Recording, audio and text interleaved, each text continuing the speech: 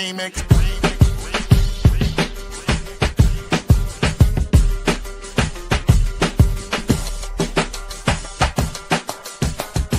Remix.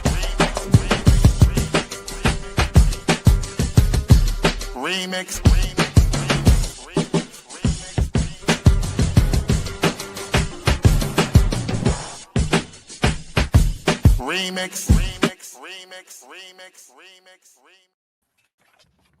What it do, niggas? What's happening? Lark, you on mute.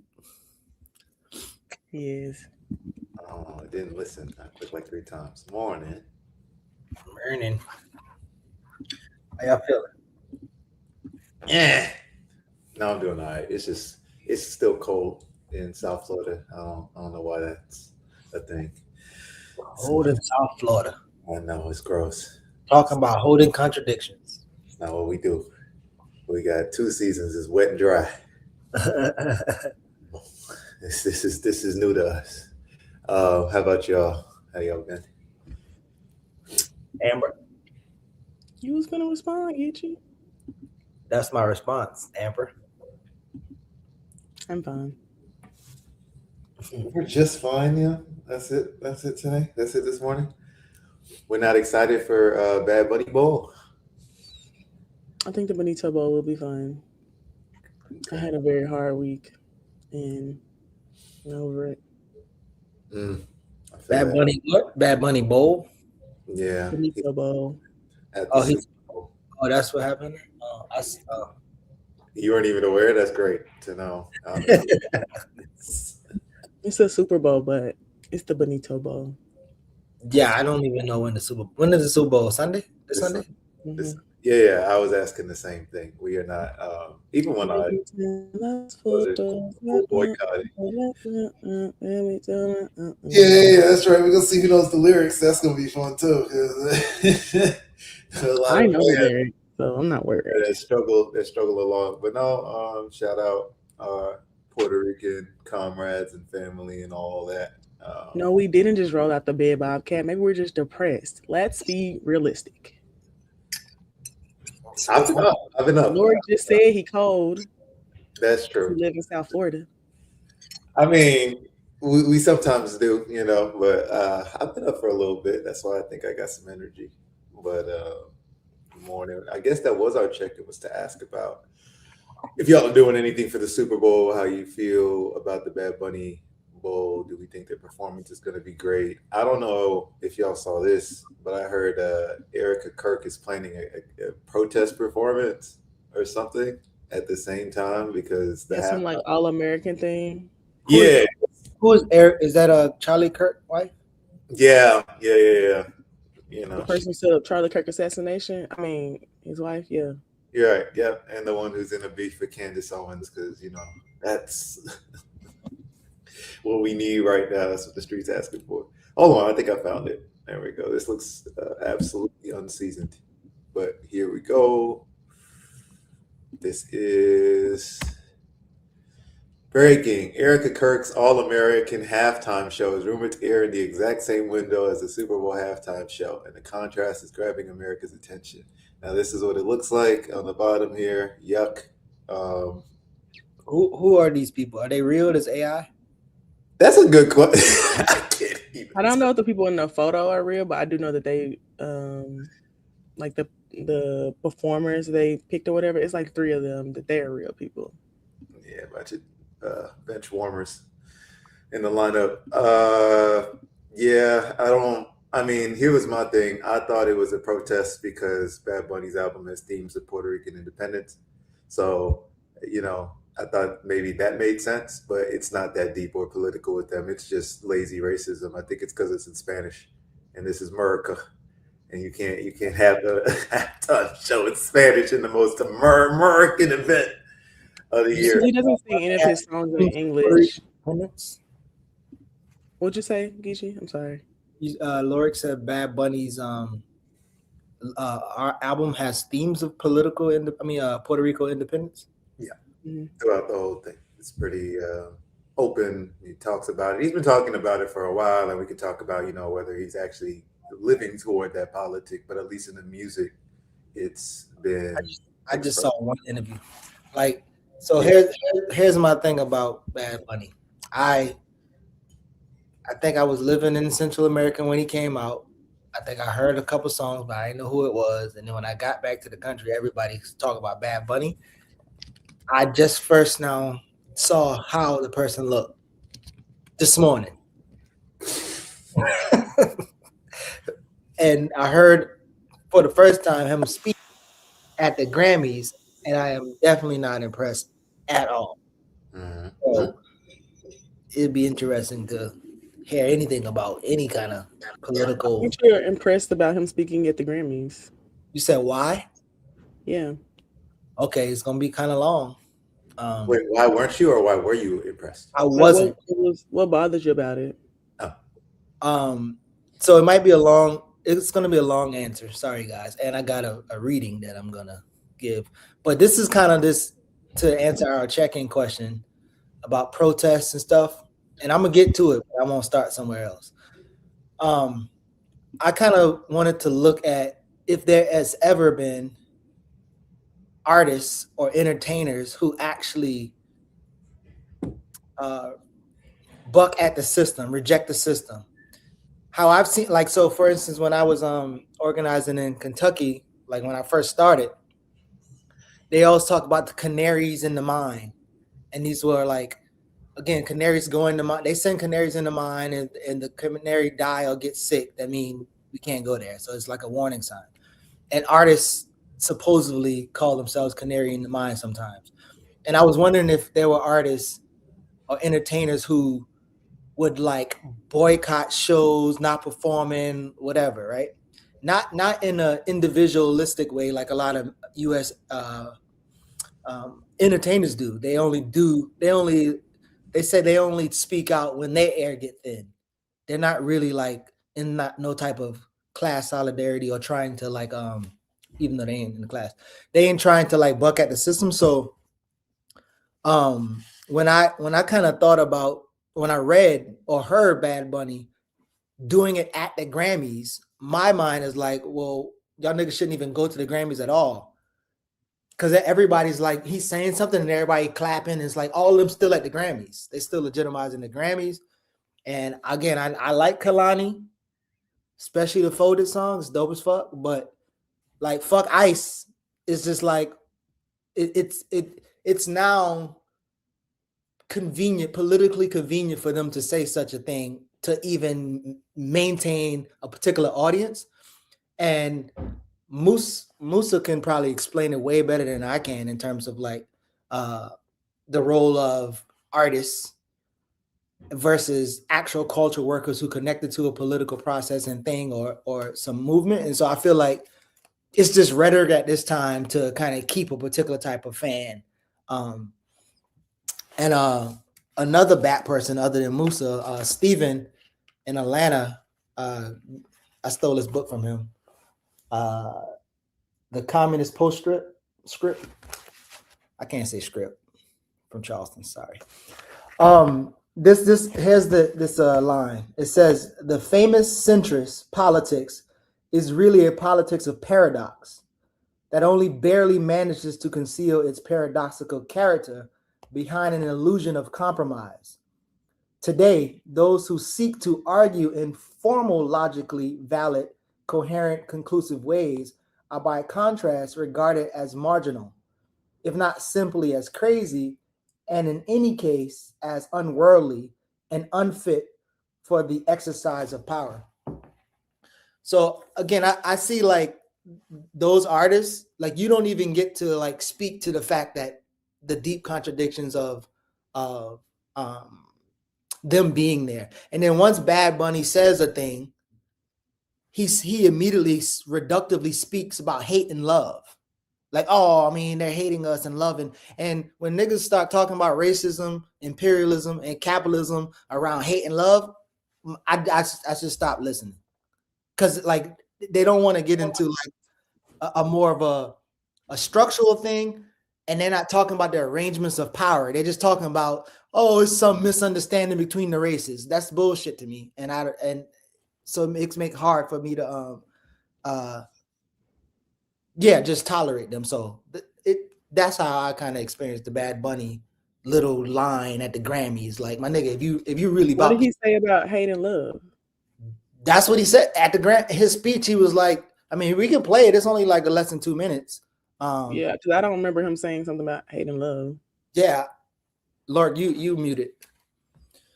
I gotta stop doing that. Yeah, I'm gonna pull it up, and I understand Spanish, so I understand Spanish too, and he spoke in English though. I think I understand what y'all are. He spoke in Spanish for most of the speeches. He said one line in English. I actually was surprised he said one line in English because he really do only be speaking Spanish.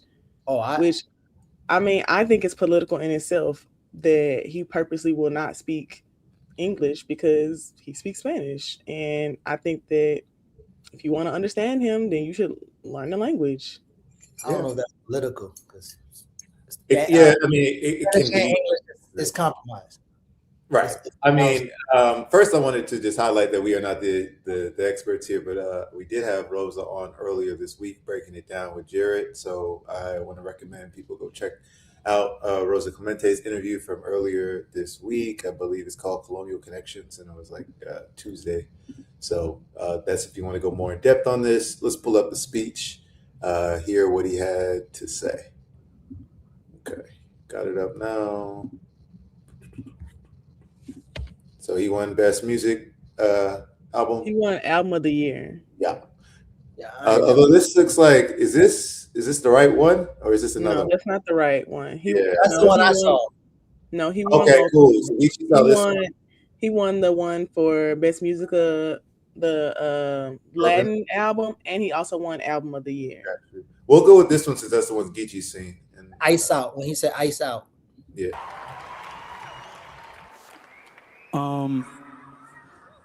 Before I say thanks to God, it's not the right one. I'm gonna say Ice Out. Even that. What the streets say? The streets don't say Ice Out. This also isn't the actual. This isn't the Grammys. This is the part that's recorded beforehand, like in the auditorium thing. Yes, but but that's my point. Though. It don't matter where it's recorded. Is that it's public and he's saying it, and then he's gonna say some other stuff that I'm just like. And again, this is my first time actually seeing this dude and even hearing him say anything. This is my first time hearing him speak English this much, because in the speech that he gave for his Album of the Year thing, he was only speaking in Spanish. Okay. Yeah, I don't think his Spanish going to derive different political. Is minor here, but it's major to me. Like, this seems really similar to protests where we know where the streets are at, and then you keep hearing people manage and manicure the message back and back and back until it's abolish the police, but no one knows that, so it's defund the police, and no one knows that, so we keep moving the fucking goalposts. Why are we starting with Ice Out? That already sounds like protest fucking No King's language. It's ICE. Because there was an action that was actually organized by Black organizers for big celebrities to wear these Ice Out buttons. Well, it's not a big thing to me. I don't really care, but that is a symbolic action they were able to get people to do that who normally would not be political or would not do something like that did put the actions that ICE is doing in a national spotlight, which is what they were trying to do. So there were multiple celebrities who were wearing these like buttons. I don't think he's wearing the button, but there were multiple of them wearing these little buttons because I know some of the organizers who organized it. And to me, it takes a lot of organizing to get Hailey Bieber and Justin Bieber to wear Ice Out buttons when they don't say shit about politics. This sounds like Amber. This to me sounds like Save Darfur. It sounds like a million other things. Sounds like what? Save Darfur, Coney 2012, all of these. What? Save what? Save Darfur. It was another cause celeb. Like, I don't know what that is. Right, because it was the thing before this that was popular. Like, this is just, they always take something and it's a movement or it's a moment, and then they put their names on it and they'll just say a catchphrase. But they put, like, fuck ICE is one now, or they won't say that. Ice Out is one now. And then before that, it was Save Darfur. I even saw around Palestine, there was this thing about getting celebrities activated. I don't know if y'all remember this, but there was a tweet talking about Lil Yachty is pro-Palestine. Like, this was a whole thing because he was part of this celeb milieu of people who were supposed to be for this one cause. So I mean, yeah, Save Darfur, Save Sudan was the one before this. So I'm already like, y'all aren't saying the phrase that most people are saying on the street, right? Or Chingala Migra, like I've They're heard not that. gonna say the phrase most people are saying on the street. So then, That's the point. right?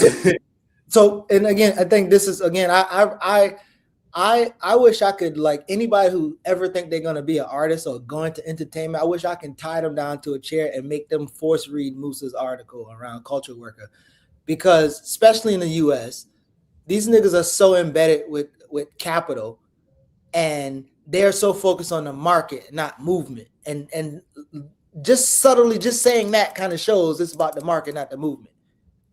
Ice Out is going to help this dude become even more, I guess, celebrated by a particular group of people. So this is a tag branding type thing. That has nothing to do with movement. If it has something to do with movement, them niggas wouldn't be in that damn building clapping and doing all the other shit. They would not show up. I'm not performing. The nigga won't go perform at the Super Bowl. He would try to his best to break capital. Huh? So he's definitely gonna perform at the Super Bowl. Market. That's what I'm saying. So it's about market, not the movement at all. I don't think it's just about marketing, especially for somebody who is talking about like the independence of Puerto Rico so much. But I think a lot of the reason why he's not going to drop out of the Super Bowl thing now is because of all the hate he was getting about it. Like, you know, the other performance thing. He's wearing a bulletproof vest in these speeches because his family has been threatened. He was at the Grammys by himself. He would not bring anybody with him because he's literally afraid that someone's going to kill him because he's getting threats at the Grammys. He has a bulletproof. That's why he looks like that. That's why his jacket is fitting like that, because he has a bulletproof vest on. You at the Grammys, yo. You're not getting in the gut. Like, you likely to get slapped off by Will Smith. That's what he said. That's what he said. He said that he felt threatened for his life, and then you know what Trump said the other day? No, me either. Who gives a fuck? So I don't care about what he said. It don't change nothing. No, I think that he was concerned. I agree. I can agree with all of this, but this is like Michael B. Jordan went and got therapy after his role in Black Panther, man. Like all these celebs, it's just the world's smallest violin for me, bro. I don't buy it. I don't buy it. I think that he won't. I mean, I think that one of the reasons he won't drop out is because of that. Because so many people don't want him to do it because they know he's gonna sing. He should have, but he won't at this point. I mean, last year we had Kendrick Lamar doing something similar. So I mean, for me, my politics consistent. I didn't watch that. I didn't really give a fuck. It is what it is. I didn't think the performance was great. I actually thought it was counter-revolutionary. And then a black man is getting arrested for being pro-Palestine and Kendrick ain't saying shit. So I just like, that was the context of last year. Before that, we had Beyonce and the Black Panthers, which Jared's book really like opens up talking about. So I understand for our society, culture, this has already been a tactic they've used on us. Now, Puerto Ricans, which is being broadcast to like the larger Latino community, right? But again, we know that's not the same, because even what we're talking about with Puerto Rican independence is not the same as a broad, array of Latinos all agreeing that this is their representation. What about a musician like Victor Hara, who got tortured after protesting Pinochet? So it seems like we're gonna have to struggle more on this. So first of all, I guess we could talk about where we first got introduced to Bad Bunny, because, all right, so Geechee's never seen him before. Amber, I'm not sure where you first heard him. Down here, you can't go out and not hear it. So it's like that. Even if you don't want to hear this person, if you even go outside, he's going to be on the radio. He's going to be in speakers, places. He's a global phenomenon. I've been calling him Puerto Rican Michael Jackson, because I legitimately, not in terms of the talent or skill, I don't want no smoke on that. I'm just saying in terms of the phenomenon, in terms of the global, everywhere you go, this person is climbing China's charts, right, because of his popularity, and that's Western influence. But still, like all of these things, he is a global phenom, no question. My first exposure to him, though, is in the milieu of other like reggaeton or Latin artists that bite Black culture. That was how I saw this dude. So I was never fucking with dude off rip. I've actually become more appreciative of him as I've listened to him over time. But the first image I have of Bad Bunny is this nigga wearing Bantu knots. Yeah, we can pull up the photos. This nigga wearing do-rags. Let's finish the video because I wanted to get to that. Yeah, we can finish the video and then I can show you all the photo. But like, I'm seeing this man with Bantu knots and a do-rag and not a single Black artist, whatever, in sight. So that was already my whole thing. You can see the old photos of him where he's wearing the grill. So it's very similar. There's a lot of Latin trap artists down here who cosplay as us. And so you could say hip hop's a global culture. Puerto Ricans did contribute to that culture. But then again, which Puerto Ricans? The Afro descendant Puerto Ricans. But we could watch the rest of the speech and come back to this.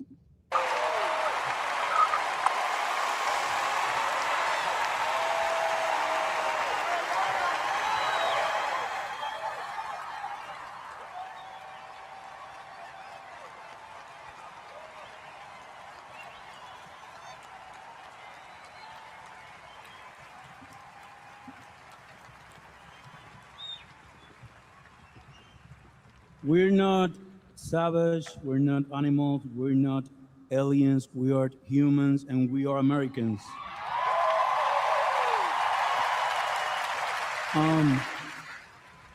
Also, I want to say to the people, I know it's tough to know, not to hate on these days.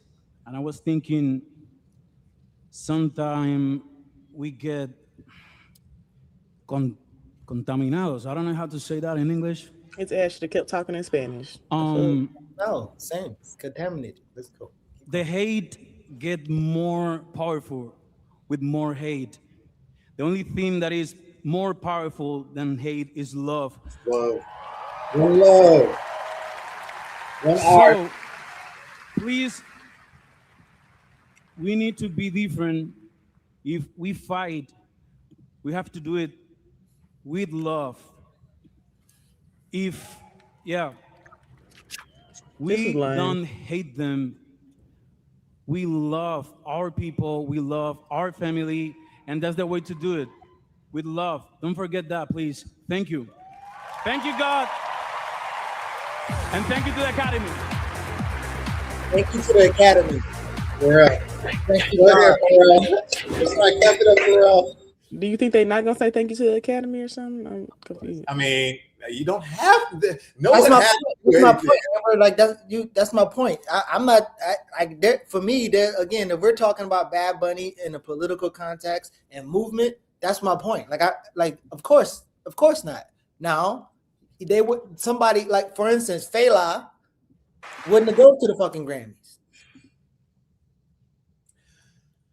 I mean, I'm even with the counterculture shit. Like Kanye pissed on a Grammy. Did we forget that? I'm okay with that.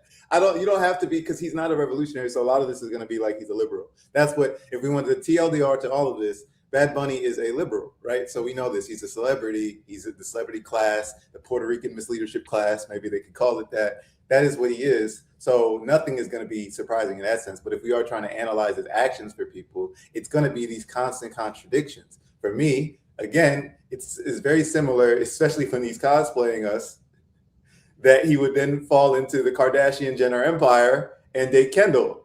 So that's my other point, is like he dates a Jenner. So again, you're dating somebody who's representative of the empire you supposedly are against. At the same time, that was before his music was where you're talking about, like where it is now. That was a while ago. Okay, so are we saying he's become more conscious with his music for Puerto Rican independence? I think his music has changed. I think the era when he was dating Kendall, which I didn't know he dated Kendall. I only saw that on TikTok like this past week. But the era when he dated Kendall, he looked completely different. He was younger, way younger. I think it was like almost 10 years ago. He had totally different music. He was doing the whole cosplay thing you were talking about, like very, very much giving what's the word, like EDM DJ wannabe black vibes. That was a while ago. Jenner don't even date black people now. Not a while ago. I'm telling you, I got the Bad Bunny receipts on this one. It was like 2 years ago. How long ago was it? 2023. Damn, I thought that was a long time ago. Bro, I'm telling you, he looks completely different. He lost some weight and he got the glasses on. But this is just for the aesthetics, because this is my point. Like, show the picture. I'm going to show you. Just like Geechee's point is like, if this is your first exposure to it, when I said he talks about Puerto Rican independence, Geechee was like, what? I completely understand why. Because if you heard that speech where he says we're all Americans, you're going to be like, what? What do you mean? So I agree with that. But here, I'm going to show you. So first off, 2024 was when they most recently broke up. So this is my whole thing. I was saying at the height of his, Yesterday. Puerto Rican pro-independence, all that. He looks different to me. It's so weird. He's making me Dr. Umar on this. Like, what's going on, buddy?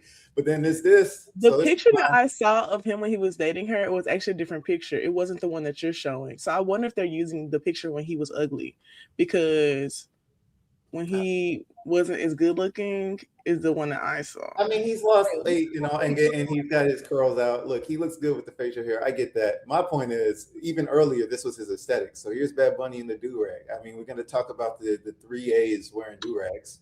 Yeah, I was like, geez, it's not a look for you, buddy. Like, look at this, okay? Now, of course, there's other aesthetics that people can talk about. Queer communities can talk about how these celebrities use their aesthetics. Beyonce, Nicki Minaj as well. But there's this. I got the video of him. Where's the Bantu? We got the Bantu knots, if you want to see that one. We got the grills that he used to wear. So again, is this American culture? Is this hip-hop culture? I don't know. When was he wearing the grill? Right here. You seen this one? I'm saying, like, what time was that? This even worse if he's saying that here, Doctor. That's even worse. But this is the image I see, which to me is just like Latin artists cosplaying.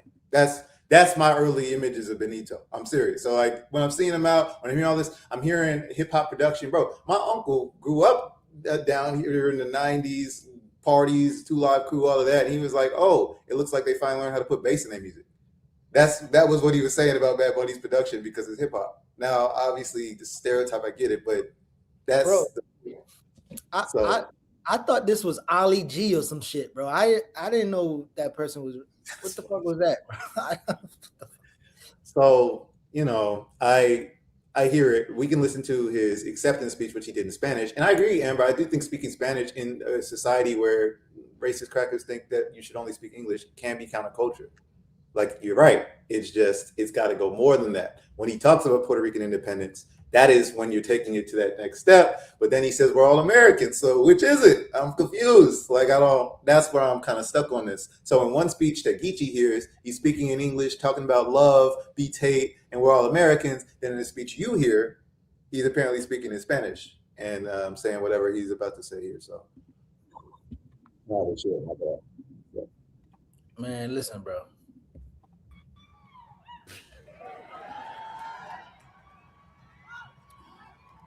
Puerto Rico.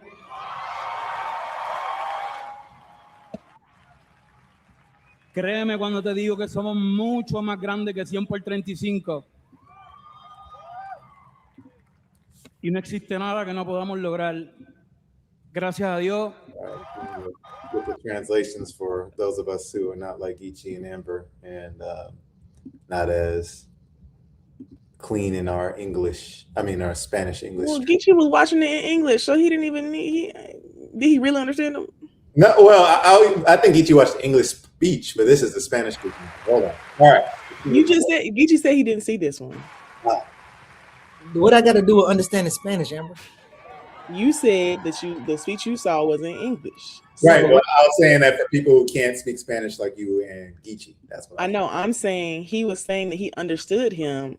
And I was like, oh, okay. And then he was like, he was speaking English. I was like, oh, that's why you understood him. Because he was speaking No, Geechee speaks both, but the speech he heard was English. That's what he was saying. Okay. It wasn't clear. Gotcha. Puerto Rico.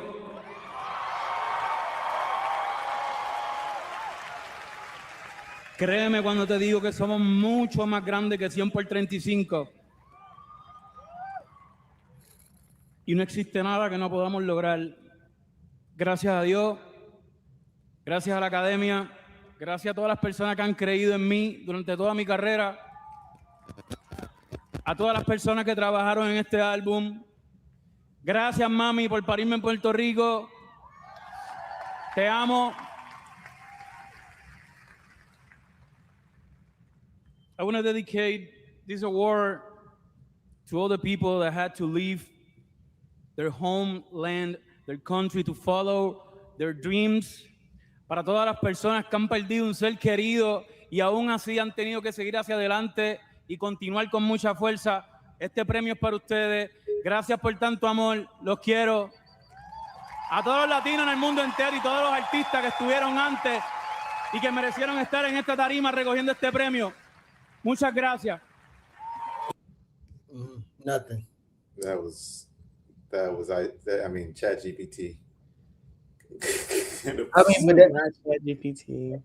but there's still nothing there. I don't see anything. Nothing burger. I think he did a good job of uplifting his feelings about Puerto Rico. At the beginning, I think that he just said, why? How? There's nothing. I don't. I guess I'm not seeing it. I mean, maybe this. This is my first time. Yeah, I think you're there. It's just like a lot of the wink and nod that Black people have been taught to accept among our celebrities, right? So when other cultures are colonized and experiencing the same thing, it just looks the same to me. This is like the position from Puerto Rico too. God, thank my mama, thank the awards. I'm so talented. Thank you, the fans. Like, bro, you did the checklist, and then you said one thing about your album, which wasn't even a demand, really. It was just like, thanks for Puerto Rico. And I specifically don't like. Again, this just seems tailored to a broader audience. And that's another thing. That was not what he said. In the beginning, he said something about, he was talking about Puerto Rico being more than 100 by 35. Yes. And to me, that is pointing out that, because people act like, folks in Puerto Rico are separate from the rest of us because they're not a part of the United States or whatever. And I think that he was just pointing out that Puerto Ricans are more than that. Like, they can make it, they can make good music. I think he's just trying to uplift the Puerto Ricans in general. As somebody who has been to Puerto Rico, I can understand what he's trying to say. Like, the organizers I talked to there are it definitely requires a lot of morale boosting in general. I don't think he said something deeply political, but I do think that he acknowledged Puerto Rico. He said something political. Like, you always gonna say something political.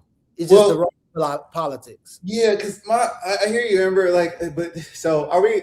I guess this is the question: is like, are we judging him as revolutionaries? Are we judging him as just civilians? I guess I should say, or people. No, I'm not judging him at all. I don't care. I think that we should stop expecting people to not do things that they are already going to do. He's a celebrity. Of course, he went to the Grammys. No, I don't think, bro. I agree. No. I do think artists. Wait. Artists and entertainers are not civilians at all. There are tools for either side of the war.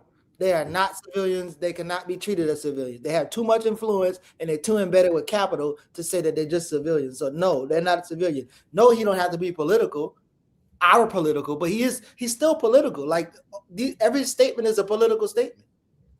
But even the statements they used that were political, y'all said it wasn't good enough. So no.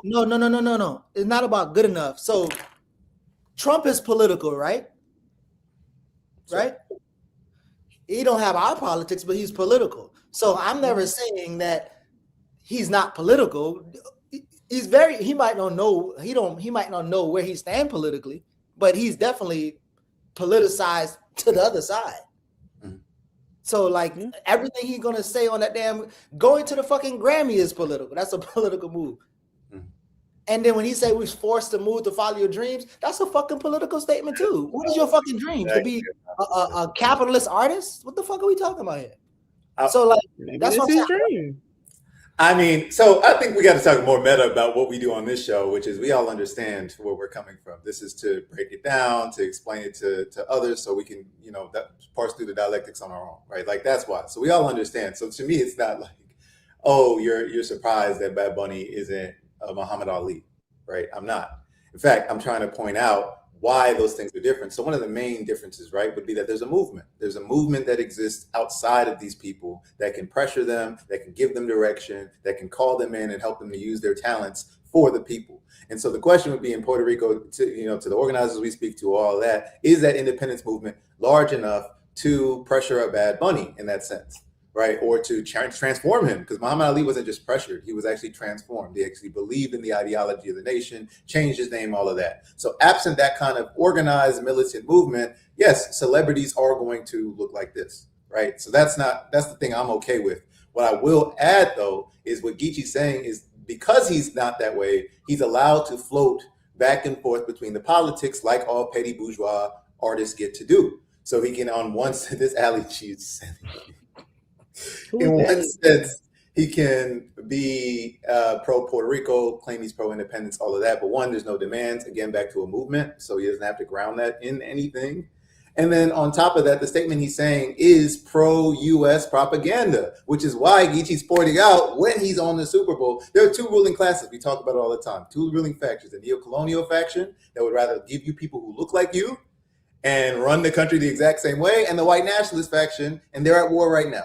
So the neo-colonial faction is happy that Bad Bunny's performing. Look, in the U.S., even with ICE going on, we got our resisting protest performances, and we got a Spanish artist, and boom, boom, boom. So that's one liberal class that really enjoys that form of empire, and another is like, what? Our empire is in decline. This used to be a white event. They should only be speaking English. So that's those things. I'm worried about that neo-colonial faction because that's the one that gets our people and that gets Puerto Rican people confused, and that's getting all the colonized people confused. So in that, when he talks about how he moved or why he was displaced in the diaspora, he's saying, shout out to anybody who had to leave their homeland to pursue their dreams. That's what that's U.S. propaganda. It's pilgrims. That's literally, you could say that about anybody. Anybody, South Africans right now can say that about their thing. Israelis can say that about their thing. So I know he'll claim that, oh, well, you're just taking it that way, blah, blah, blah. But that's not even an accurate portrayal of why Puerto Ricans are leaving their island, their homeland. They aren't leaving to follow their dreams. They didn't go to New York and live in the ghetto next to us to follow their dreams. So that's my whole, that's a very, very liberal narrative that he's Listen, there's a artist in Nicaragua who's the #1 artist in the country, and she's everywhere. And there's probably an artist from Nicaragua who lives in Miami who's singing opposite of what the artist in Nicaragua is saying. So your dreams is political. How you even begin to imagine what is important and what is of value, what is dream, is all given to you. And 9 times out of 10, if you're speaking English, Spanish, French, and your ass got dark skin like us, chances are you politically conditioned to even value particular things. So all I'm saying is, I don't want us to keep having conversation about how politicized or revolutionary some of these artists are when they are literally staunchly embedded with capital. And they're only. I didn't say he was revolutionary. I do. All I'm saying is, if we're talking, messaging. well, I'm talking about even if it's not revolutionary, effective organizing or serious organizing or serious influence or whatever. Like, there's anything that man's gonna say is gonna make a nigga stop listening and then go do some shit.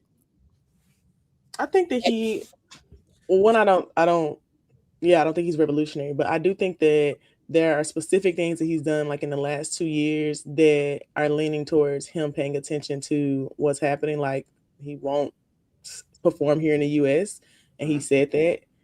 He specifically did a residency in Puerto Rico. No one has ever done that. He made sure that he went to Puerto Rico to do that residency because he thought it was important to support Puerto Rico because it's not getting the support that it deserves. And he worked with local organizers on doing that. So I do think that he is doing stuff in the last few years. He wasn't before. But I also think, are we going to give people a chance, or are we going to just automatically just write them off? Because I don't expect these major revolutionary things from celebrities unless they are being targeted, or someone is talking to them, or someone is pressuring them on something. And someone is obviously talking to him and pressuring him, because the album that he put out was completely different from his other albums. That's the contradiction, yeah. But that's the first time he's performing in the U.S. So he's performing for the most American super patriotic thing ever. I didn't think he was going to turn it down. I didn't think he was going to turn it down, though. The Super Bowl is an international marketing ring for the U.S. Like, so, and I didn't think he was going to turn it down. I mean, what do you expect people to do? Tell me you turned down 5 shows in the U.S., right, each of them $100,000, and then you do the damn Super Bowl for $3 fucking million. Yeah. What are we talking about here? Yeah, like, that's what I'm saying. Like, it's just saying the price wasn't high enough. That's all you saying. Like, you gotta hit up the price. I don't know how many shows he would have did in the U.S. because I've never seen him here. But I never said I didn't expect him to do the Super Bowl. I definitely feel like if someone offered a big celebrity the Super Bowl, they're probably gonna say yes. I'm just pointing out that there have been changes, because Lorik was showing how he was a different artist previously and how he dressed and how he acted. And I'm just showing that there were things that changed about him recently. And maybe if there was pressure for him not to perform at the Super Bowl, he might have done it. But I personally think that he's going to do it out of spite, just because of all the hate that he's getting for it from all the white nationalist people. I think even if people were trying to pressure him politically to not do it, I think he's gonna just do it out of the hate of the white nationalist folks who hate his stinking guts for singing in Spanish. But this is that. So I'm so glad Dre said it. So I agree, Amber. But my point is this: this is laundering.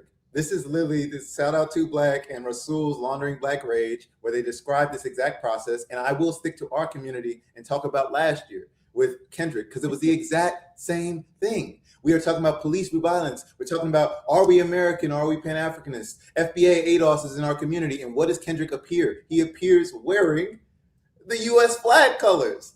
And with Uncle Sam, and you could say it's satire and all that, that's how they trade. But the point is, he's getting paid off this. He's getting paid off our energy, our struggle. Literally, our people dying in the streets is why the empire decided to make him perform there. So the same thing for Bad Bunny. I'm not saying that he's not talking about Puerto Rico. I'm saying that's a ground up movement. That must be reflective of how all of the people on the ground feel. And so because he's captured that energy, because he's made music that speaks to that, then he is now being called in by Empire to perform. Like, that's my point here. So yes, the fact that he is doing that is the reason why he's being brought in. He's laundering our rage. So now all these Puerto Ricans, just like us, we feel spat on, colonized, all those things. We just want to see something that shows that our struggle is being acknowledged. And what else than the biggest show, the most televised event of the year, where someone can go on. And that's why so many of our people, we saw this, were Black Power fisted up, wearing berets after Beyonce did the performance.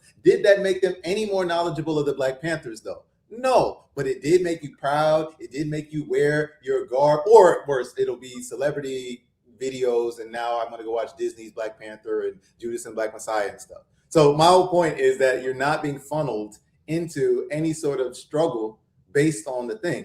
It's actually catharsis. You're just going to. And who is the person that will be funneling them into a struggle? Well, we came back to that point at the beginning, right? Is there a struggle to begin with? What does the movement look like? All of those things. And I'm not going to deny that there isn't. I am somebody who knows about things going on in Puerto Rico, but I'm not on the ground there. So I don't even know if he's been reached out to in the past. I don't know. I just said that he was working with local organizers. I know y'all probably aren't listening to me. And somebody in the chat asked me why I was that don't giving mean him the anything, though. Who is the local organizers? We don't. The local organizers are the ones who literally just ran a different political party, the Independence Party, against the Republicans. Yes. Yeah, I know them. I met them. You're not naming them. You're not naming them. Are you gonna let me talk about it, or go ahead. Name the local organizers? Is what I'm saying. Like, no, I because I know what Amber's referring to. Go ahead. It's fine. I'm sorry. Go ahead. It's really fine. It's okay. No, I'm just saying. You're saying a local organizer. He's working on a local organizer. I don't know what that means for Bad Bunny and his politics. Well, he was working against the pro-statehood party. There's three parties usually running in Puerto Rico, and he was working against the mainstream pro-statehood party to work for the Independence Party. But then there's the whole discussion about independence versus, actual socialist liberation, because there's people who want independence to just live as a capitalist kind of economy, and it's a sort of broad nationalism in Puerto Rico. We're not. So sorry, Amber, did you want to speak about those organizers? Yeah, it seems like we want to move on from this topic. So yeah, because y'all in the chat saying I'm giving him the benefit of the doubt when I'm just being realistic, but it's okay. Yeah, I would just move it toward. I agree that he's working, and it's not the same as the U.S. because I was going to compare it to certain Democratic Party politicians. Can I read my quote again? But no, it's exactly man, I got to because that's not fair that you be saying shit like that. I think that we're not being realistic. If we're going to critique somebody, then you also have to be working on. You gonna let me finish what I'm saying? Well, I was talking, but go ahead. Yeah, go ahead, read your quote. Realistic. When you say I'm just being realistic, that's dismissing everybody else that's actually saying a particular thing. And this is why I say again, the famous centrist politics is really a politics of paradox that only barely manages to conceal its paradoxical character behind an illusion of compromise. Today, those who seek to argue in formal, logically valid, coherent, and conclusive ways are by contrast regarded as marginal. If not simply as crazy, and in any case, unworldly and unfit for exercise of power. So this unrealistic thing is what's being communicated when I'm just being realistic. And because again, this is what common thought is. The common thought, how most people think, most Americans think, what Bad Bunny did there was helpful to Puerto Rico. What he did is useful to organizers and all those other things, and I can't see it at all. And then, that's not what I was talking about. I didn't get to finish my thought, but that's not what I meant. But it's really okay. It doesn't. So what you meant though? We struggle for clarity here. What you meant? All I was trying to explain is that Lord was showing the history of him as an artist, and I was showing the history of how he has changed. And if we really want someone to change, the constant critique of what he's doing, it's fine. But then how are you going to change the things that he's doing from that critique? And the things that I've heard about him, I haven't heard any ways of how we're going to push him towards something different. I rarely have seen people organizing to get him to not play at the Super Bowl. I rarely have seen people organizing to get him to change the language he's using about Puerto Rico. I think if we're organizers, then we should be working to get people to where we want them to be. And I have seen people in Puerto Rico do that. They've got him to a different place than where he was 2 years ago. And that is a work in progress. That takes time. But either we want them to change or we don't. But constantly critiquing without any kind of plan of how we're going to change that is not helpful. And it's not the way that I personally organize.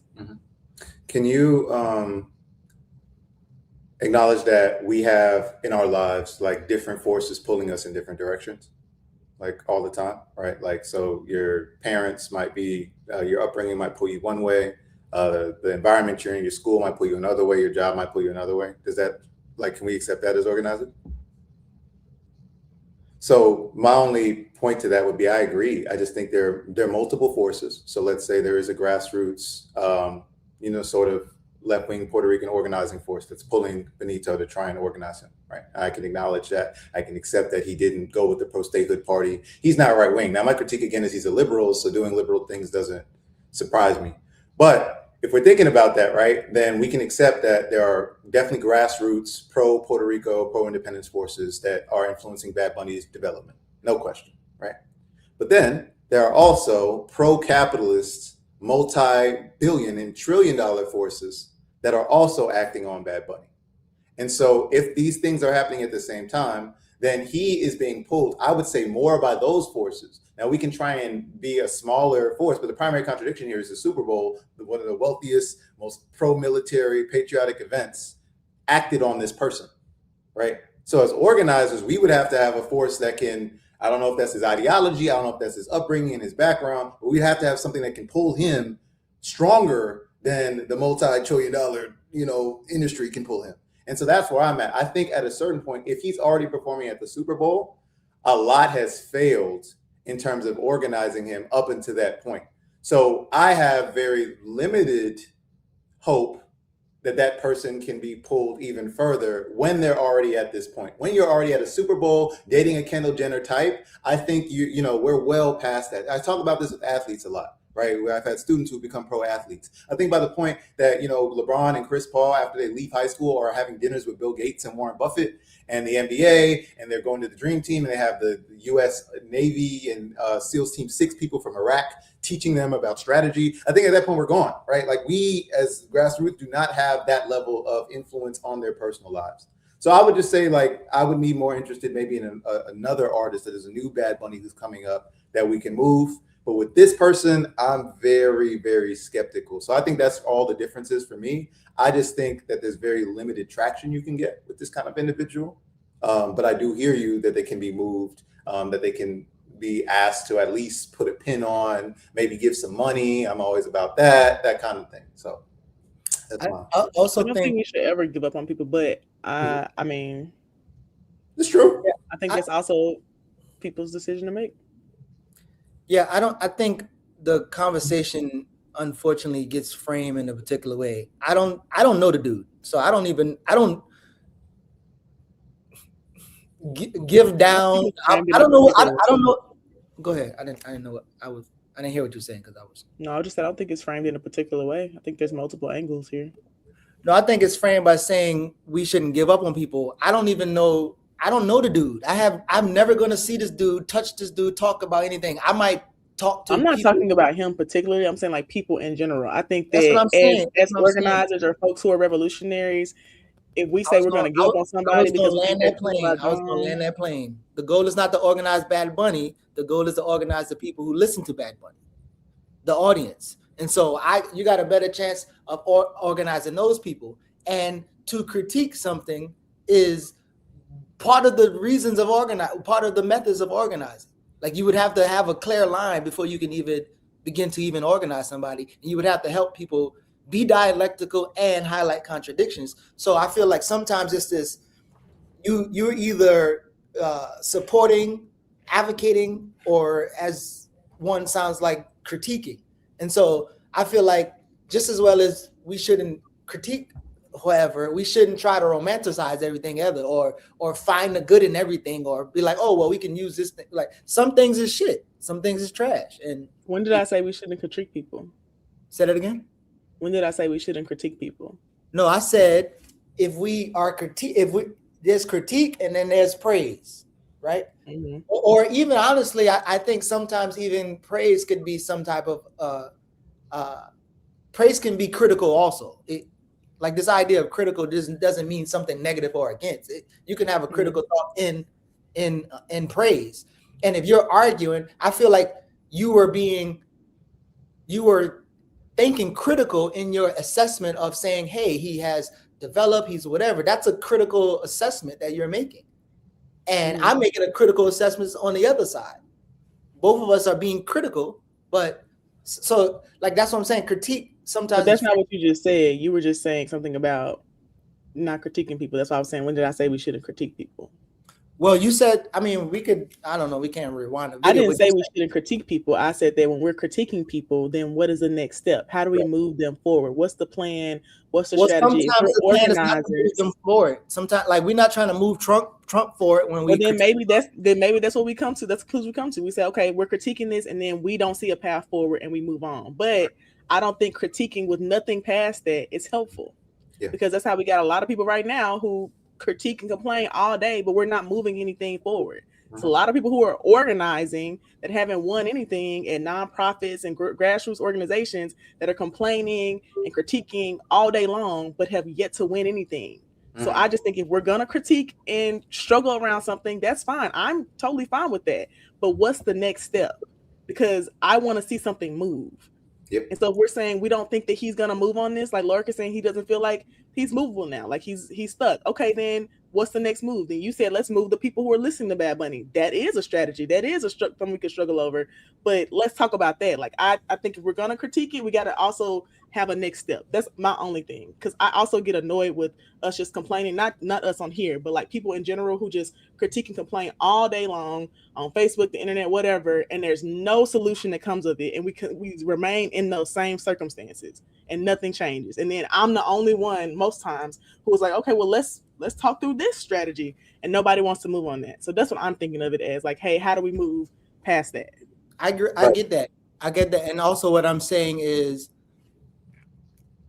if you say that Bad Bunny has evolved, there's no movement on that either, is what I'm saying. So it's like, because we're just talking about this person again, and it was on the run sheet. That's it. Like, I didn't think we had to leave this conversation and say where we're going to strategize against like, that's not important to me at all. So like, I think we're just talking about Bad Bunny, and we're providing analysis and conversations around this thing. But I didn't think anybody was here to figure out we're going to organize around the Grammys or Bad Bunny or whatever else.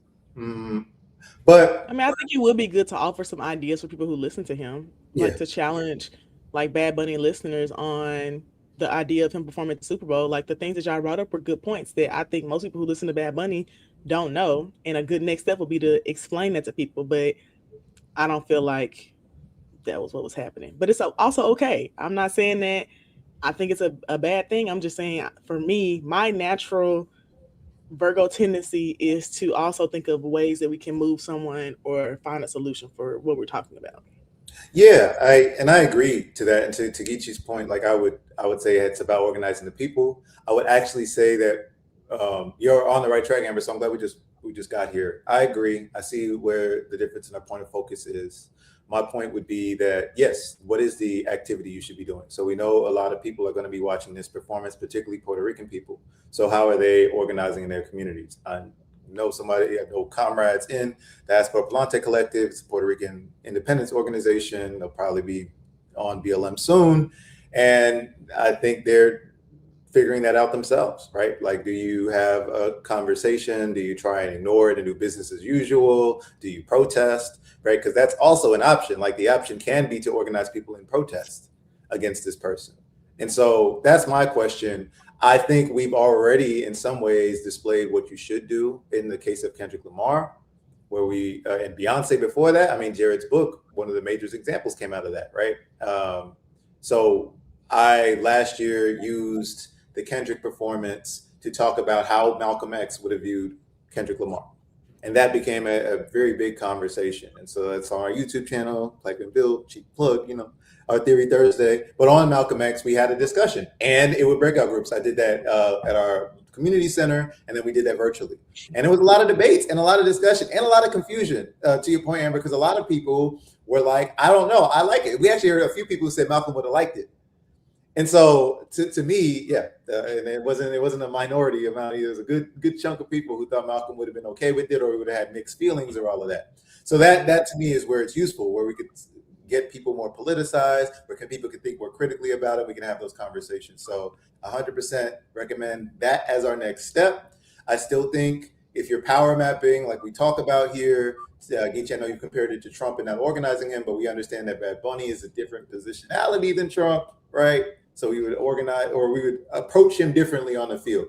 I don't know so much about the word organize him this point, about like what is his role. I don't know, right? But I do think we could play around his position and use him for certain things, the way we can play around other people's positions. I remember last year there was a. Oh, sorry. Go ahead. Okay, I'll do it after you. I was going to say, I remember last year there was a really good post that CMB and Grassroots Thinking made about Kendrick Lamar in the Super Bowl. Like, it was like a political education piece that talked about the different contradictions that a lot of people were like pushing back against. They didn't understand at first. And it was a really good piece. I think stuff like that is how you take like situations like this with Bad Bunny and explain it to people in a way that organizes the people that listen to him. If I'm thinking of ways to talk to like regular folks, I thought it was a good, because even some of it was like stuff that I was like, I never thought about that. So I thought it was a good way to like engage people. And I think the thing that you're talking about, Lorik, was also like an in-person thing, is good for stuff like that too. Yeah, I'd love to share it real briefly because I have it up, but like this is the slides we used if you want to see. So this is an example. So we actually used Kendrick to talk about $40 million slaves, this our athletes workers thing as well. So these kind of conversations, I completely agree, Amber, and I'm glad we shifted to what do organizers do. So this was how we did it. What would Malcolm have thought about Kendrick Lamar's Super Bowl performance? Consider the themes of internationalism, self-determination, oppression, Malcolm's mandate to make it plain. So this was middle of our presentation. We go into breakout groups. If you're virtual, if you're in person, we just had it in our typical circle setting. And we ask these questions. We have people think, discuss. And then we kind of gave a little bit of a response with Malcolm's speech, Uncle Sam is a criminal, right? Again, you could say that Sam Jackson was parodying it. I don't think that's what everybody got out of the Sam Jackson thing, by the way, because people were like, oh, it was clearly parody. I'm like, I don't think everyone took that. But Uncle Sam is a criminal, so you can hear Malcolm speak about that. And then we talked about his quote on the new Uncle Tom, which is one of my favorite quotes about it. So we gave some actual direction and analysis and then embedded that in a completely different action. But it was around pop culture, around celebrity, around something that our people were drawn to. So that's, I think, how we had to do it. And I would recommend our Puerto Rican comrades do something similar for this Bad Bunny Bowl.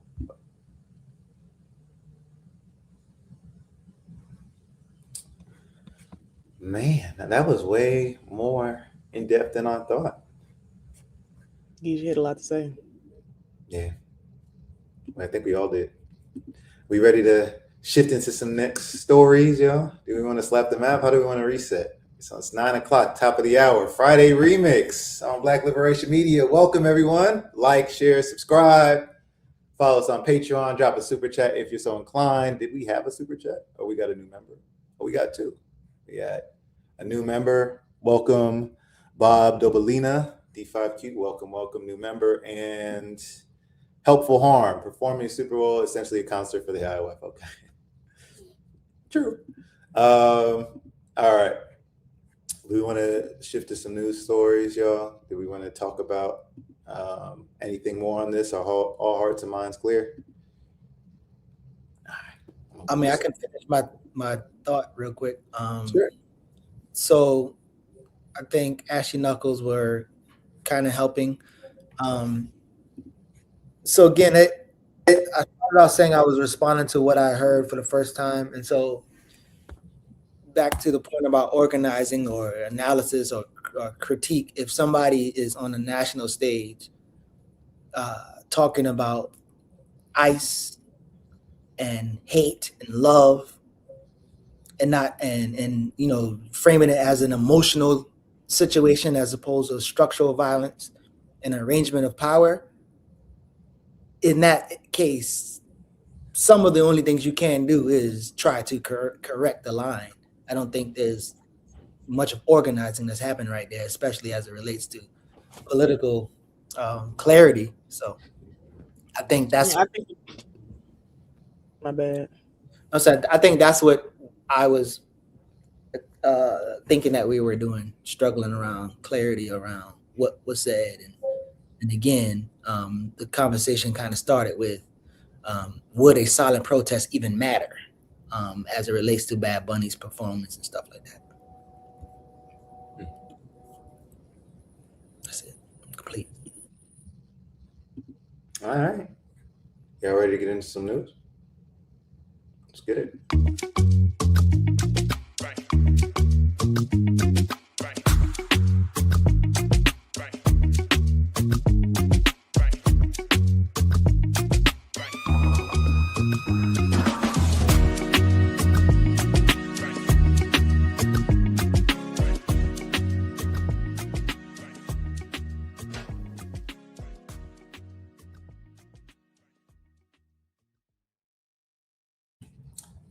So we're going to pick up with this story that Remix left us yesterday. Cal, Texas, a video circulating shows an adult attempting to put hands on high school students during a protest, and the students defended themselves. Leave kids alone.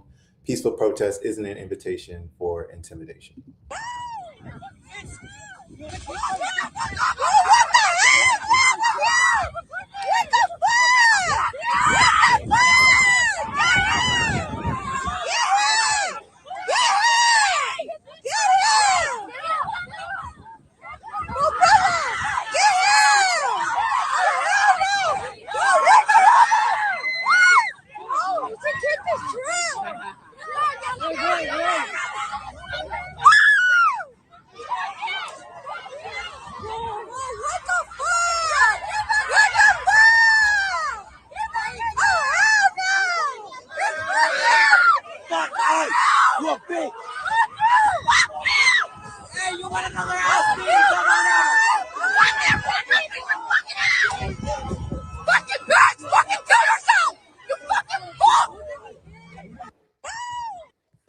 Sheesh.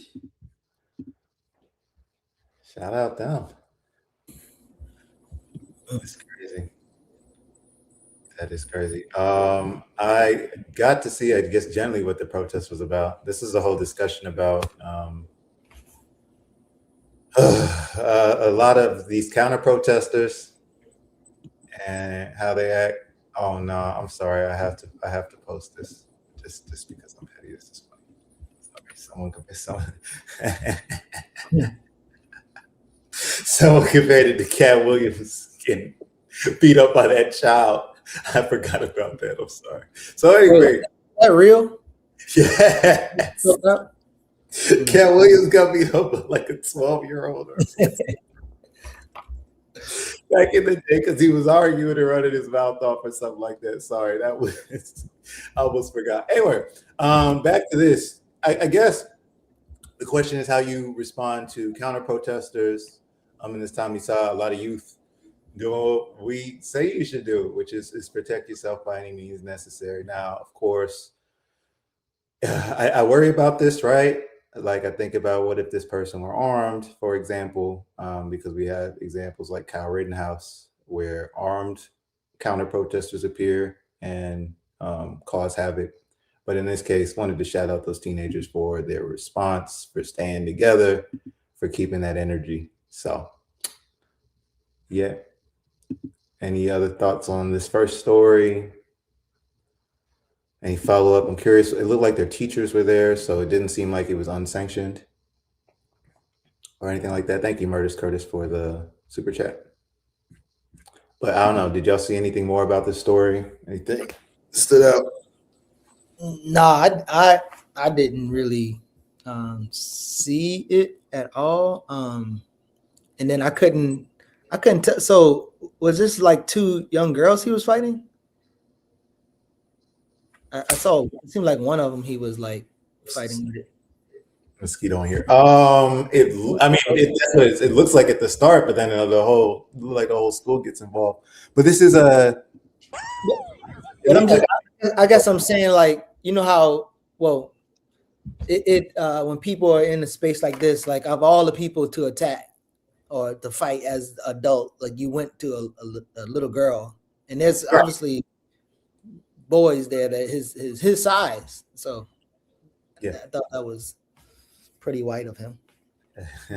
Yeah, that's their bag. He initially targeted a teen girl and then got dogged out. Yeah, no question.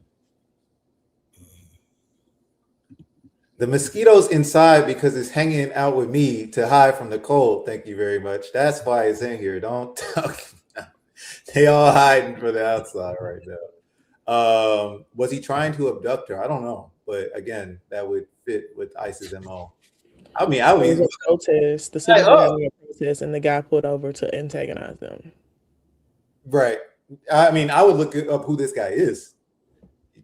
The way this works, he's local PD. You know, he got arrested. You don't even know. He did, Amber? Yeah. What was he arrested for? What they charge him with? Assault. Good. It's on video. So happy to hear that. Did you have the story on the charge at all? Because I only had this Twitter. Oh, no, there it is. Kyle Man arrested. It's right in the comments. He's 45-year-old Chad Michael Watts. That's this dude's name. On Tuesday, Buda police said they arrested 45-year-old Chad Michael Watts of Kyle for 2 counts of assault causing bodily harm. Police said after investigation was determined that Watts was the primary aggressor in the altercation. The investigation is ongoing to determine if more charges could be filed. So that's that. Shout out the kids. Shout out the youth. Just wanted to salute them and some things that we support on these BLM streets, since we some haters here too. All right. Other than that, we saw, I think, another useless award, but they're up for it. I also find it interesting that this can happen now. Okay, sorry. New season of Shrinking. They want y'all to know that. Minneapolis nominated for Nobel Peace Prize after anti-ICE protests. So we got Jimmy Kimmel, looks like, recording on this. Minneapolis and its residents have been nominated for the 2026 Nobel Peace Prize amid ongoing tensions in Minnesota over the actions of ICE. Newsweek contacted Minneapolis Mayor Jacob Frey's press team. So this is already what I was interested in. So if you're going to give an entire city an award for organizing protests, who do you give the award to? Then my question, like, if there's a Dr. King, okay, then you're going to give it to the person organizing the protest. But here we see the mayor. Minneapolis Mayor Jacob Frey's press team is the person who was contacted for this award. So that already lets me know. Now, we already have covered on this platform when we had Camila on, Maria Corina Machado, Venezuelan right-wing coup plotter, won the award most recently and then tried to give it to Donald Trump. So this award is worthless. It's more worthless than a Grammy. But we do want to analyze this. So why does it matter? The Nobel Peace Prize has never been given to a city in the past, typically only going to individuals and organizations, right? Okay. Minneapolis has been in the spotlight in recent weeks after the fatal shootings of U.S. citizens Renee Nicole Good and Alex Pretty by federal agents in the city. Following the tragic incidents, there have been ongoing anti-ICE protests taking place in the city and other parts of the country, sparking wider debate about the actions of ICE agents. Many stores, restaurants, and businesses have also taken part in economic blackout, which they're not calling a strike; they're calling it economic blackout.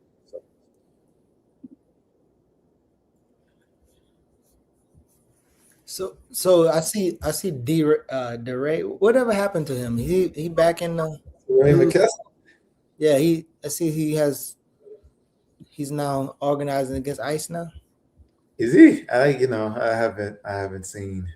Where he been at? I ain't seen him since they asked him to walk away from Baltimore. I haven't seen the best anywhere. Amber, you aware of where he's been in these streets? Yeah, me either. Well, I don't think they're campaign zero to end ICE, or 10 to end ICE. Clear roadmap to ending ICE starts with what we can demand today. Is that real? I don't know how I got. Yeah. Oh, that sounds exactly like what they did in 2020. So that's why I was interested. Oh yes. Also, let's not forget they gave the Nobel Prize to Obama before he bombed Africa as well. Very important to remember. And it's a prize created by a war criminal. Also important. Where are they? I don't know where this cohort are, but we know it's a function, right? So if Tamika Mallory and DeRay McKesson and them aren't on the job anymore, there'll probably be new grifters who emerge to take their place. That's just kind of how it goes. So interested in seeing who that is. And then, of course, we'll critique and then move forward from there. But Campaign Zero, 10 to end ICE. So it seems like this is similar to some of the abolition stuff I was seeing. So it says this is by DeRay and DeRay. I mispronounced it a lot. Of Pod Save the People and Campaign Zero, 10 to end ICE. A list of demands Congress can make right now in response to the harms of ICE. In our last post, we discussed what ICE does and how the agency's continued existence is untenable. We promised in our next post to discuss what is necessary to end ICE. Why not just call to ICE and stop there? Without clear demands, upfront policies get watered down and support for change erodes. We've seen it happen. Absolutely true. This is true so far. What's our approach?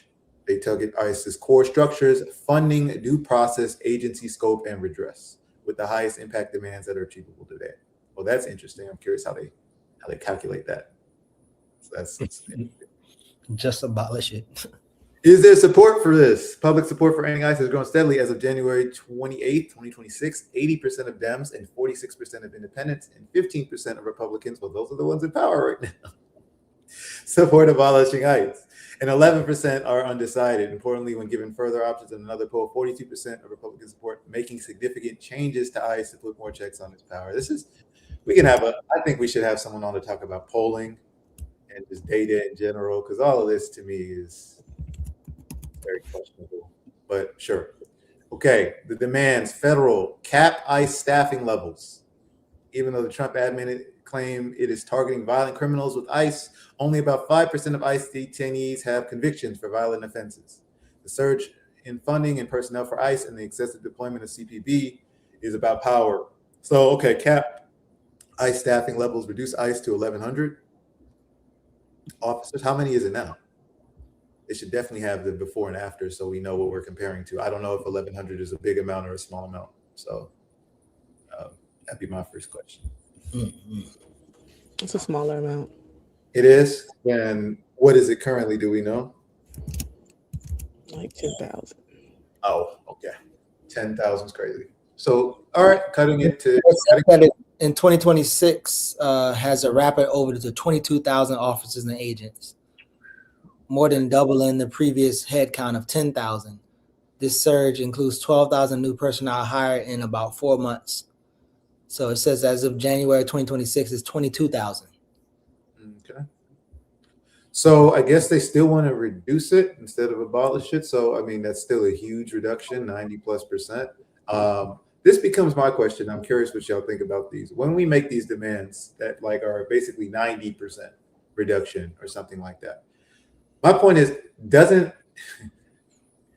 the political will and power and organization it takes to get those 90% off the street be the same as abolishing it? So why not go for abolish?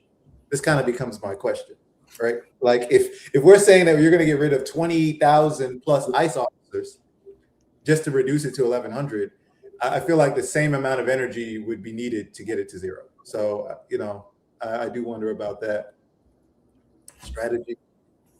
And then it says cap CPB at current levels and prohibit them from being deployed. Okay.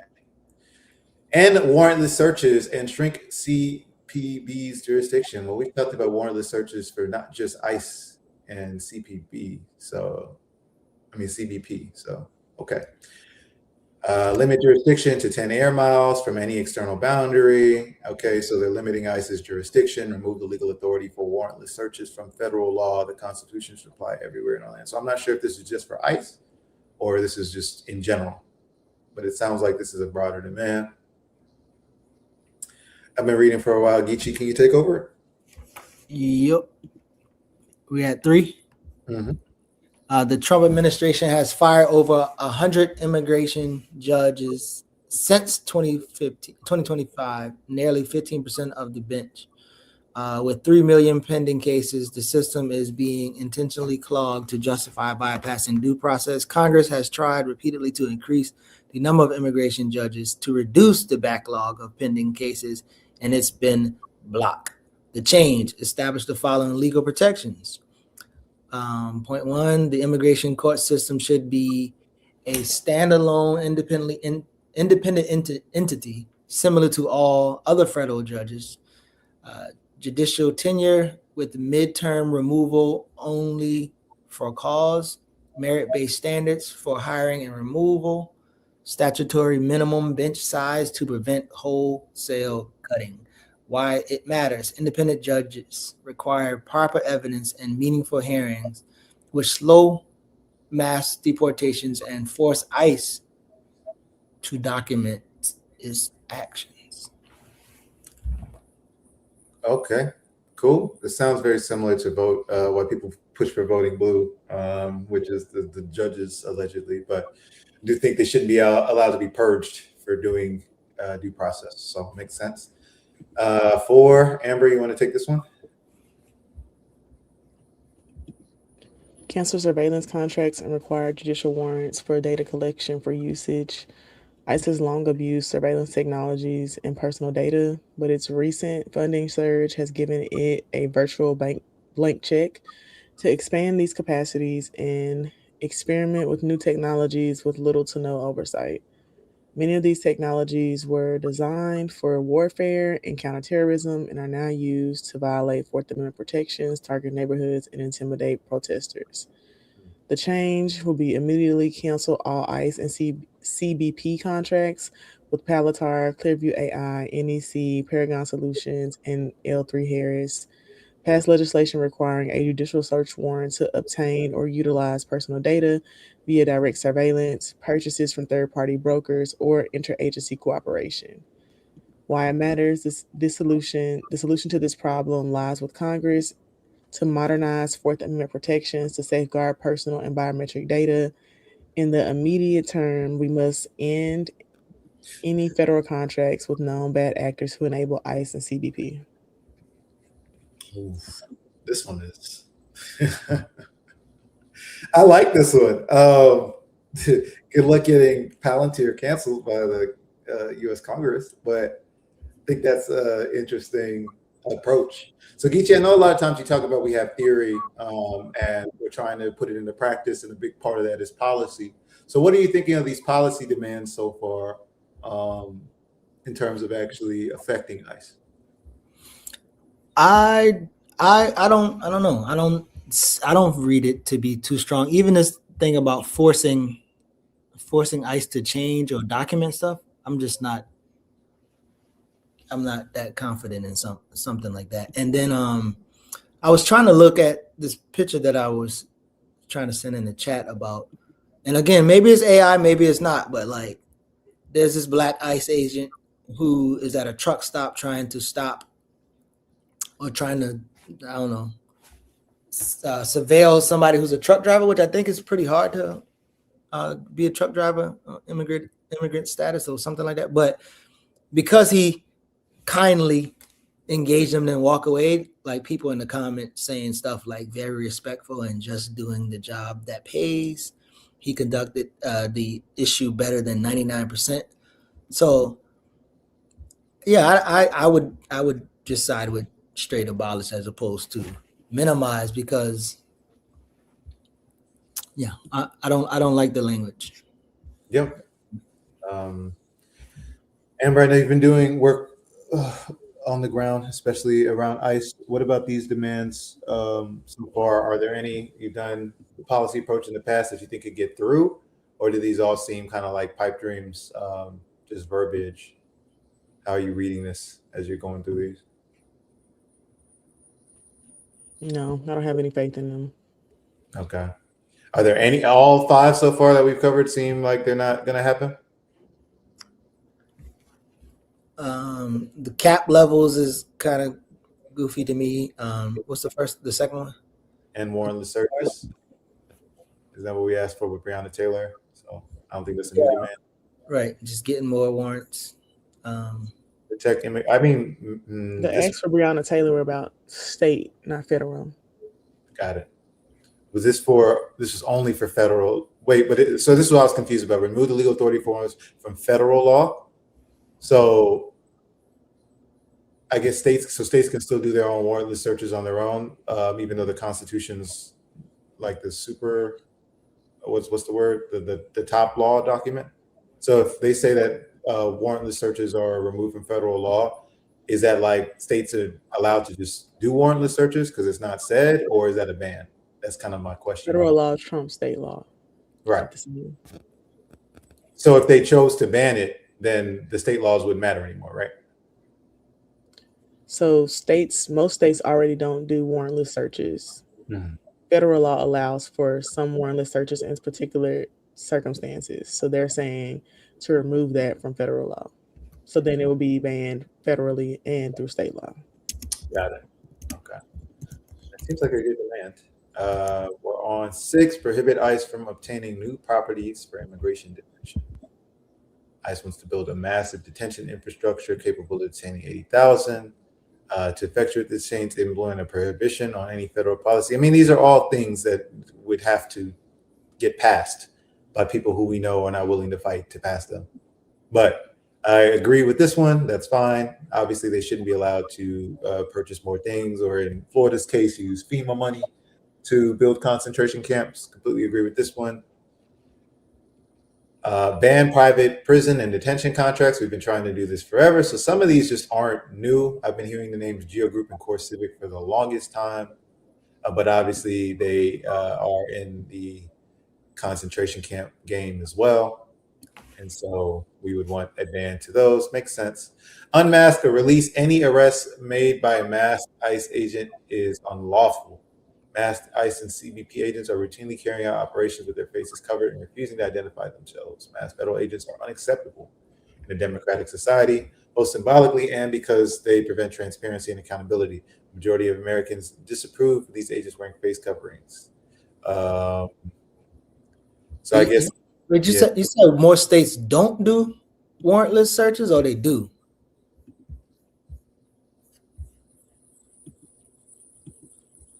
That was Sam. Oh, right. Is that what you said? Yeah, I don't remember who said it, but they don't. Lauren was asking about Breonna Taylor and no-knock warrants, and I was saying that most states, specifically in the South, don't do them anymore. But also before Breonna Taylor was killed, there were already states like Tennessee already had a law against no-knock warrants. Okay. And harmful hiring and onboarding protocols. What does that mean? Immediately pass legislation that following requires to prohibit accelerated training programs, right? That was Donald Trump's 47 days or something. Prohibit conditional or provisional appointments. That was the reporter we covered from Democracy Now! Who said that she got appointed before she'd even completed all her stuff. Ban hiring of individuals affiliated with hate groups. Yeah, okay. Isn't this already a ban? That's because of the whole thing, the Malcolm X quote, white people pass laws, but if they were meaningful, they wouldn't pass more laws, right? Like That's not necessarily true. So the ban of hiring of individuals affiliated with hate groups wouldn't be equal protection or 14th Amendment or a million other federal policies that exist against discrimination? I think it would depend on who's listed as a hate group Got it. or if they know about the affiliation. So, but I get it. So I guess, yeah, it would be who defines the hate groups. That makes a lot of sense. But then my question is, like, already based on the laws that exist, you're not allowed to discriminate. I guess that's from the hiring side. Yeah, that's interesting. Okay. I guess we would have to define the hate groups, and then the people with power are the ones who make that list. So require all current officers to meet these standards retroactively. Okay, again, all of this is great. It just requires enforcement. And we realize the Republicans, as they said earlier, only 11% of them oppose ICE. And then the Democrats do not have the numbers, the power, the political will, or the organization to enforce these, unfortunately. 10, allow civil lawsuits against federal law enforcement. Victims of law enforcement abuse, including ICE, have essentially no recourse. In 1971, Bivens versus 6 unknown named agents established that people could sue federal officers for constitutional violations, but decades of court rulings have gutted this protection, and qualified immunity blocks 99% of cases before trial by shielding officers unless they violated a clearly established law. The result, federal agents operate with near total civil impunity. So they want to change, pass the Bivens Act, to create a statute allowing civilians to sue federal law enforcement for constitutional violations and eliminate qualified immunity. So I think a lot of these are demands that have existed in the abolitionist movement for quite some time. They go into the state and local, prohibit 287G agreements, which Amber, you've talked about. We also had an action and mobilized against them last year, even though it still got passed for City of Miami. So these are the programs that deputize state and local law enforcement officers and allow them to function under ICE's oversight. So that's another one. Increase the number of sanctuary cities and strengthen city response. Can you scroll back? Sure. I'm going to try and zoom out a little too. He has the hashtag abolish ICE. So, I mean, that's the tactical thing. Like first you do that and then you end it. I guess this is saying it'll be so weakened by all of these policies that it's essentially, abolishing ICE. I think that's what, or it'll put us on a path to abolishing ICE. And I get it. I mean, I feel like the non-reformist reforms point comes up a lot. Is this something that decreases police power or increases police power? I would say these demands do decrease police power. It definitely seems like it. But again, we just come to, is there a viable pathway right now to make these demands a reality? And maybe that's why I was trying to ask if Amber saw some that she thought were more likely to go through than others. We already tried with this one, prohibiting 287G agreements, and then, local city councils and police departments kind of have their own contradictions. So not super hopeful on that. 8 states, though, have already prohibited 287G agreements. So it's like California, Connecticut, Delaware, Illinois. My states are bad. This is Maine, New Jersey, Oregon, and Washington. And some of these are cities, of course, or states where Trump is sending people into the cities to terrorize them, like we've seen in Illinois, for example. I do think some of this. Mhm. Sorry. No, you're good. I was going to ask what you wanted to say. I do think some of this isn't written in the best way. Not every 287G agreement requires people to be deputized as ICE. There are people here who have 287G agreements and they're not deputized as ICE. They just hold people until ICE pick them up and they get paid like $300 per person that they're holding, but they're not deputized as ICE agents. Okay. So it should be reworded just in general for the 287G agreements. Like, is it not? I guess the description of it. All 287G agreements are the same. There's multiple types. Got you. And then I think they do try and help you out by pointing to a link with more programs. So there's more. Yeah, it links to ICE's own page when you click that link. and where they break down more information about 287G Immigration and Nationality Act. So if you want more information on what Amber just said, check that out. Increase the number of sanctuary cities and strengthen city response. Okay, this is again for local and state directives that we're going for. Disrupt ICE's purchasing, leasing, and usage of detention facilities. I think that word disrupt is interesting. So ICE is using a variety of mechanisms to establish immigration detention facilities around the country, often against the will of the people in these communities. States, counties, and cities have proposed and enacted laws to block these facilities. Although these laws have and will face legal challenges. So, I mean, I can just speak on the alligator Alcatraz thing here, but I'm curious if y'all had other examples of what you're thinking about and how this would even work. What is the pathway to getting this done? Do you think, I guess as it relates to non-reformist reform, do you think it's explicitly clear that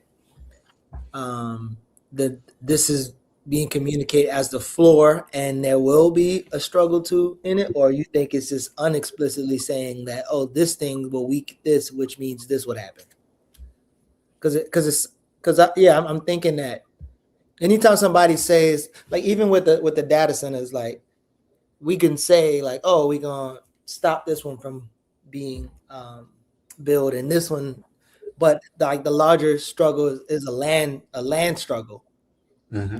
And if it's not communicated in that, does that mean it's not non-reformist reform? So like saying it's the floor, I'm wondering if you're reading it like it's explicitly clear this is the floor that we trying to actually abolish it, or is it just dressed up with abolish language, kind of like Stoner was saying? This can be so big and abstract. I wonder. I think it really just depends on the path forward. That's why I keep asking. So these demands are clearer. They're more policy based, as we talk about. So they give people tangible things that they can work toward in their communities, or for legislation or elections or whatever have you, whatever arena you're struggling in. But for me, it's about what is the logic you use. So in terms of alligator Alcatraz, there's a bunch of ways that you could argue that it shouldn't be allowed. One method is with the human rights, obviously, being violated of these immigrants. But again, the U.S. is not recognizing them. Even both parties barely recognize them as humans, right? So that pathway doesn't work. But in my mind, if you had a pathway that was centered on that element, on the human element of it, then yes, it would be closer to a non-reformist reform. But when we talked about getting the detention center blocked, the way it went was through a legal means, so through a federal judge. And it was not allowed through. So she tried to block it, and then they still pushed it through. But the logical justification was preservation of wildlife. So it wasn't that kids are in cages. It wasn't that they violated a treaty agreement with the Miccosukee, whose land it's on. It was specifically that the Florida panther is going to go extinct and it's preserved wildlife. And so because it's messing with a wildlife sanctuary, that's the thing. Now, people will say, well, we just want anything that'll work. That's what we want, right? Yeah, I get it. But I'm saying if the kids in cages aren't justification enough, and if violating indigenous sovereignty isn't justification enough, and the only way we can win is by placing the Florida panther above other human beings, I don't see that as a viable pathway for what we're trying to do, and then for other, cities and states to try. I just don't think it's going to work consistently. So yeah, that's how I think about it. Amber, do you read this at all, and do you feel like people on the ground have an argument when they make the demands to make the immigration effort? It's not more humane, but more efficient. Like, do you feel like somebody can argue is like, oh, well, asking for these demands is just asking that you do the job better and make it more efficient, as opposed to we shouldn't be doing this shit in the first place? What was the first question? Like, do you feel like these demands can be sounding like it's how to make ICE more efficient, and do you run into that on the ground? Like, people make demands that make it sound like they agree with ICE, they think it should just be more efficient or more humane. I would say no to both. Yeah. I think these demands read as radical. I just don't like, again, my whole thing becomes strategy. Like a lot of people, a lot of these organizations will have very radical goals and platforms and policies. And then when you ask what's the day to day, what's the mass line to get us there, it's like voter registration and talk to your local congressman and the Democratic Party, right? So if this is what that energy is going to be funneled into, then all of this is just a sheet of paper, right? It's just all of it's like a student government run where people just say, I'm going to give everyone ice cream for lunch. And then there's no way that it's actually going to happen because there's no infrastructure for that. So that's kind of where I come back to. I do think, like we said earlier, limiting ISIS forces or reducing ISIS forces by 90% is huge. That's why I asked, how much is it? So if Amber's saying it was like way more than that, and we're saying like 22,000 down to 1,100, that's a big change, no question. I think that's weakening it. But I don't think it makes it more efficient for what Trump is trying to do, which is terrorize the working class and incarcerate Black and brown immigrants. But yeah, I think that's it. What can you do? Oh, hey, so exactly what I was saying. I hadn't seen this at all. We're right here. So what can you do? So how do you make these amazing demands happen? Contact your Congress people. Contact your representatives and demand they support these 10 policies. They can react with 15 business days of a vote. Again, it makes it sound like it's just so easy, just get your congressman to do their job, right? Yeah. Okay. Contact your state reps. Okay, so this is 2. Contact the politicians. Push for laws prohibiting 287G agreements to deputize local police as ICE agents. Again, we have done that locally, and it was by contacting our representatives that we realized that they are not for the people. So that's not particularly helpful. Contact your mayor or town council. Help your community spread the word. Public conversation about these policy changes and strengthens our position and moves the line. Evaluate other policy demands with diligence. So this is how we're going to defeat ICE, y'all. We're going to contact our local politicians. We're going to spread the word, and then we're going to diligently look at other policy demands. So well, we got it all figured out.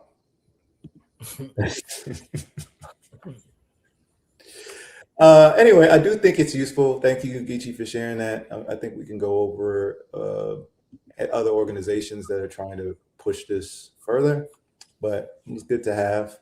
No, we also had something dropped about, I mentioned DPC, and y'all dropped the DPC thing. So ready to move on and play that. Unless we have any more thoughts on this 10 to end ICE platform. Nope. Cool. All right, earlier we mentioned we had our struggle session, and we talked about a situation where Puerto Rican organizers can move folks on the ground and can respond to these major events like the Bad Bunny Bowl and like the militarization of Puerto Rico for the invasion of Venezuela, places like that. So just wanted to check out this. This is a statement Amber Comrade shared. The Diaspora Palante Collective stands firmly with Cuba against U.S. threats and aggression. We must refuse to capitulate in the face of U.S. imperialist warfare, and we must fight to make our Americas a zone of peace. So we talked about Puerto Rican organizers on the ground. What are they pushing for? How are they moving? How is it aligned with some of the things that Bad Bunny expresses in his music? And how is it different? So. Son de un pájaro las dos alas. Reciben balas y flores sobre el mismo corazón. Hello, my name is Sophia, and I'm a member of the Diaspora Palante Collective, an organization of Puerto Ricans and allies fighting for an independent and socialist Puerto Rico. Have you heard this poem before? It's written by one of Puerto Rico's famous revolutionary women, Lola Rodriguez Etillo, who is buried in Cuba today. Since the days of Jose Martí and Ramon Betances, Puerto Rico and Cuba have always supported each other's liberation struggles, and this is no different from today, as we both remain under threat by U.S. imperialism. On Thursday, January 29th, Donald Trump, with Marco Rubio at his side, announced the signing of an executive order that seeks to impose tariffs on any country that sells oil to Cuba, and further designated Cuba as an unusual and extraordinary threat, an extension of the ongoing Red Scare. The US, the same country that was born out of genocide and slavery, that occupies and controls our homelands of Puerto Rico, that has funded the ongoing Israeli genocide of the Palestinian people, that exports bombs and profits from war, that is actively kidnapping immigrants and putting them in concentration camps, that US is the terrorist state.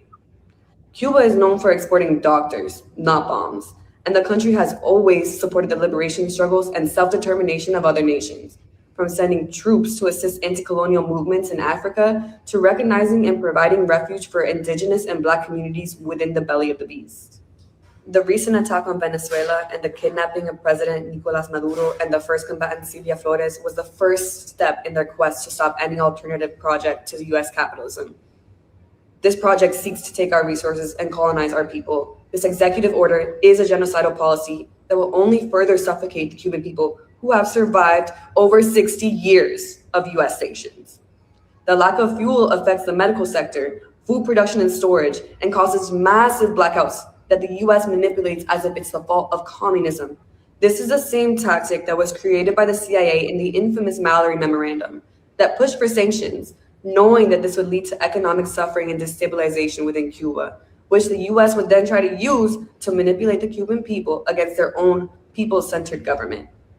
Cuba isn't a threat. Cuba is hope. For our Americas to be a zone of peace, we must defend the sovereignty of Cuba, of Venezuela, of Haiti, of Nicaragua, of Puerto Rico, and the rest of our region. We must refuse to capitulate in the face of US imperialist aggression, and we must fight to make our Americas a zone of peace. Cuba y Puerto Rico son. Shout out. That was excellent. Want to also add that piece they referenced, the memorandum, so we can just review that briefly. Again, so you look at the state's own archives. Shout out Ori, Tip of the Spear. Shout out Ashley Farmer on Queen Mother Moore. It's always helpful. So, memorandum from the Deputy Assistant Secretary of State for Inter-American Affairs, Mallory, to the Assistant Secretary of State for Inter-American Affairs, Rubottom. So this was in Washington, April 1960. I also recommend people read Kennedy speaking about Cuba as well. He's very clear that the U.S. had majority interests in all of their natural resources under Batista. But here's another great one. So, subject, the decline and fall of Castro. Salient considerations respecting the life of the present government of Cuba are: one, the majority of Cubans support Castro. The lowest estimate I've seen is 50%. Two, there is no effective political opposition. Three, Fidel Castro and other members of the Cuban government espouse or condone communist influence. Four, communist influence is pervading the government and the body politic at an amazingly fast rate. Five, militant opposition to Castro from without Cuba would only serve his and the communist cause. Shout out the Bay of Pigs. The only foreseeable means of alienating internal support is through disenchantment and disaffection based on economic dissatisfaction and hardship. And I think that's the key element here to explain the U.S.'s sanctions, starvation, and blockade strategy of the Cuban people. If the above are accepted or cannot be successfully countered, it follows that every possible means should be undertaken promptly to weaken the economic life of Cuba. If such a policy is adopted, it should be the result of a positive decision which would call forth a line of action which, while as adroit and inconspicuous as possible, makes the greatest inroads in denying money and supplies to Cuba, to decrease monetary and real wages, to bring about hunger, desperation, and the overthrow of government. And so this is why anytime I talk to a Miami Cuban, I ask, what about the blockade? And if your answer is, the blockade doesn't matter, it's the government's fault, the Cuban government specifically, I instantly don't trust you because this exists, right? Because Operation Mongoose, where they firebombed a department, exists because they still just firebombed and destroyed a medical center in Venezuela, right? So, yes. And yes, DPCR BAP affiliates. So is BNB actually. Right. And so, yeah, I thought that was helpful. I'm glad they put that receipt in there. Shout out Puerto Rico. Shout out Cuba. Any thoughts, Geechee? Yeah, I mean, I think, again, the people who are connected to any celebrity, it would be better to even hear the twist of the forced to leave your country to be like, yo, like because of the sanctions and they're making it hard for us to actually be self-determining, a lot of us have to flee to another country for said opportunity. But yeah, I think that was pretty clear. Yeah, that's how I would frame that too. I don't. Again, I think the nation of immigrants narrative is super dangerous for a lot of reasons, and so again, I think the Cuban people who come here are not leaving for hopes and dreams. That's not description of what they're experiencing right now. The second generation, anyway, I think that first generation left with the hopes and dreams of reconquering Cuba and reinstituting Jim Crow, because I think Rubio's family wanted our families serving his breakfast, not running the country. So I think that's what we got to remember. In the cases of those older, wealthier Cubans, the CIA Cubans, who all the streets are named after here, in all the white neighborhoods anyway. And black neighborhoods, we get our people on streets, which I actually appreciate. One of the few things we get down here in South Florida. Can we drop a link to that? Links and sources are always in the show description. We have them from every single week, so feel free to hop in there and check it out. All right. I think we got time for one or two more stories, y'all, before we close out for the day. I know we've had a lot going on. I know it's been a long week. Appreciate y'all for joining me in the chat. And then, of course, my co-hosts. See some good news. I hear Missouri tenants won their rent strike. So I wanted to check that out. It's a story from More Perfect Union. Tenants from Raytown, Missouri just won a historic 4-month rent strike. So let's see. We had our teenagers fighting old creepy white men, attacking them at protests, and now we have a rent strike. So some wins today. Let me check it out. So tenants won a historic 4-month rent strike. They won 2-year leases. Okay. Rent reductions by $90 to $150 a month. All right. Good cause eviction protections. A schedule for major pest. This is huge. Pest, bug, mold, water repairs by the end of March. Make sure they follow up with these. Landlords love dodging that one. No retaliation against tenants for organizing.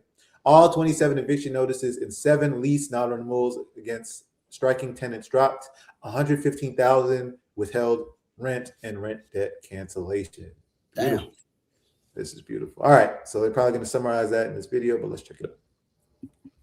Oh yeah, that's a win for the history books. These tenants from Raytown, Missouri went on the first rent strike in their city's history. And after 4 months, they won big, keeping over $100,000 of withheld rent in tenant hands. These tenants faced egregious living conditions, including mold, AC outages, hot water loss, leaking ceilings, yet still faced crushing rent hikes. So in October, they went on rent strike. For 4 months, they didn't back down, despite their landlord's attempts to evict tenants and intimidate them with police. And they just won a game-changing agreement. Here's what they won. 2-year leases, rent reductions by $90 to $150 a month, good cause eviction protections, a schedule for major pest, bug, mold, water repairs by the end of March, no retaliation against tenants for organizing. All 27 eviction notices and 7 lease non-renewals against striking tenants dropped. And after withholding $110,000, tenants get to keep $71,000 and won an additional $45,758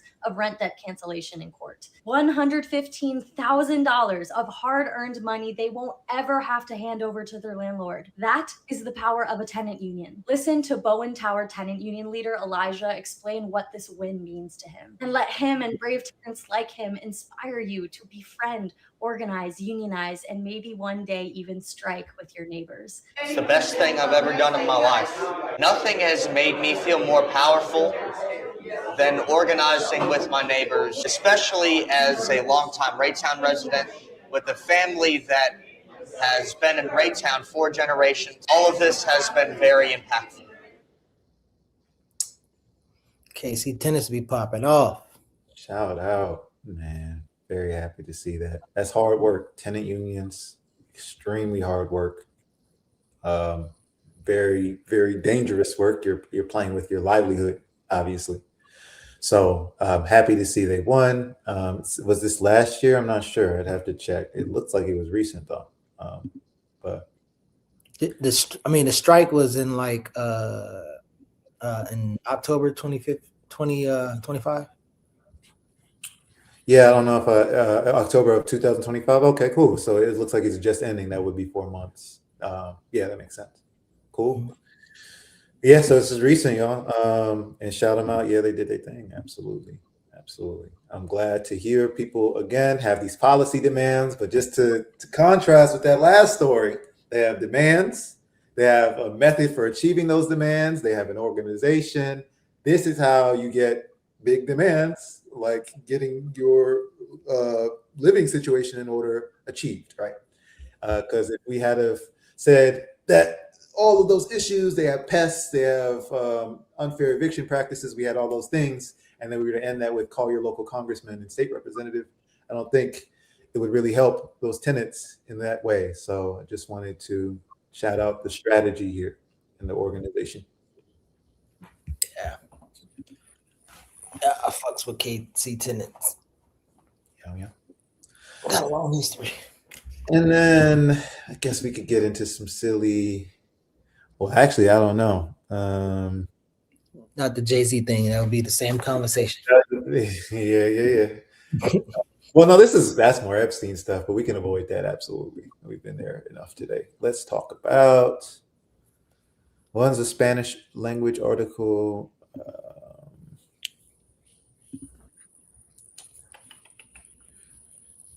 All of these stories seem very dark and not something we can cover in about 9 minutes. So let me see if I can find any alternatives.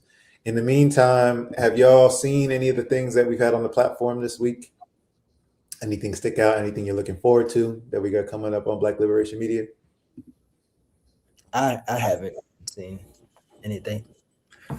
It's hard for me to watch sometimes. I'd be like, don't pull on the YouTube at all. So Yeah.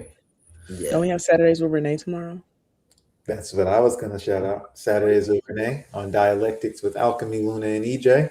So looking forward to that. Dark and the Blue has been great lately, y'all, by the way. I'm in Jackie's cussing time.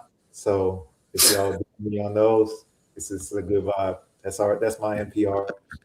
I guess this is a similar story, but I did think it was interesting. Speaking about, all right, look, I'm gonna take the risk. I'm gonna jump a similar story, but it's okay. We have been talking about this today. I did want to talk again about the movement point, because again, I think Amber's major premise needs to be engaged, which is how do you move people? The premise doesn't have to be engaged. We can actually skip it. Okay, we can skip that story. For those who are interested in this was about how BDS was able to pressure somebody to not perform. So I just wanted to raise that. In the future, if you're interested, it wasn't that he was on his own more politicized necessarily. It was that there was a larger movement that was able to push him to not perform, and then that got him labeled anti-Israel. So that was a story. Some of these are more related to a lot of serious work. So that's all I have for today. We don't have to keep it forced, if anything. We could talk about what we got going on this week, and we can close out for folks. So Amber, what you got coming up? I know you've had a long week. Is there any rest in your future? Not really, but it's fine. Sorry to hear that. Do you have anything you want people's attention on right now? Nothing specifically happening here. I mean, I'll have a podcast episode next week about the budget. That's about it. Gotcha. Okay. Let's check that out. What's the podcast for people who aren't aware? It's my podcast. It's called The Law According to Amber. I'm interviewing our city mayor about the budget, about like budget priorities, what he's gonna do, all that. Cool. Y'all check that out. The Law According to Amber. Where we get our policy fix. Ichi, what about you? Today I got meeting with the tenants after they have meeting with the Elmonton property. They're trying to do some like cover up stuff after that one guy got fired as a result to us meeting. They got a new manager. Actually, a white lady is very interesting, and she already kind of started off on the wrong foot, knocking on doors and asking people why they in the building, and they like, "Who the fuck is you?" So today they met yesterday on this little thing. So today we're gonna talk about that and hear what happened. The community meeting is gonna be interesting. One of these data center groups are trying to build something here in the West End, and there's a split even with the city council. Even the mayor don't want it to happen, even though he wants West End Mall of Firth to be gentrified. So he has a different reason why he don't. So they'll be coming to our meeting in the morning, and it's going to be possibly a struggle. We're trying to prepare some counter groups to come, like BAP, People's Campaign, to counter. So that's going to be a lively thing Saturday, and then Habasha, which is a Black org who help people learn how to grow their own food. They having their birthday reunion, and I'll be there helping with some stuff and performing a storytelling spoken word joint. So that's what I'll be doing. What happened to the people, the elders you were talking to? What do you mean? The ones you were talking to about like their lives and stuff. I mean, I'm still doing it. I finished Miss Shirley's one. I'm gonna do a couple other ones. But yeah, they really enjoy it. I think I want to see what can come from of it after having a couple of them, and because most of us, like I think even us on the screen, I don't know if we ever think about like, and shout out to my brother Kai in chat. I don't know if we think about like documenting our life experience in a particular way, and I think it's dope for somebody to do that, and I like to see how they have been reacting to it. Like every time I'll read some of Miss Shirley's story, and she'll light up and like, oh yeah, I remember that, and then start talking more in detail about it. So just for somebody to do that for them, I think is pretty dope, and I appreciate even them being vulnerable with me. So as that develop, I'll share more. Oral history is really important. Yeah. I think it's like it's almost like it sucks that that's just not a. It's not like a I don't want to say a focus or a priority, but it's almost like it's not. It doesn't feel valuable to the average person. You know how like Europeans allow us to think that the written word is king, so it's really important to get to the stories. What about you, Lord? What you got this weekend? How you popping off? There's some help cleanup work we got to do. This weekend I got prepared for some national stuff. We'll be back. Black Men Build, Theory Thursdays, and Mass Calls. February, Black History Month. We active.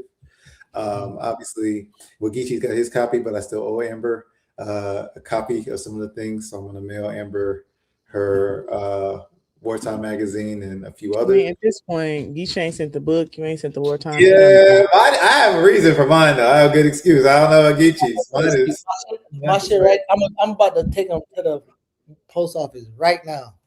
Maybe y'all ain't text me your address. Maybe that's the reason. No, but mine is. I just need to. I'm part of getting the books organized. Anyway, Wartime 7 just dropped. So shout out again, 100 years of Malcolm X. That's what we were celebrating. We are throughout the country. If you're at a hub, going to be having an activation event. So come through, particularly in BNB Miami. We have Wartime issue number 7, Centennial Edition of the Malcolm X Study Guide is dropping as well. And that'll be day of the 9. So February 9th at 7 p.m. at Roots Bookstore Market. So if you are in Miami, you are, progressive-minded person, you're fighting for our people, highly recommend you pull up.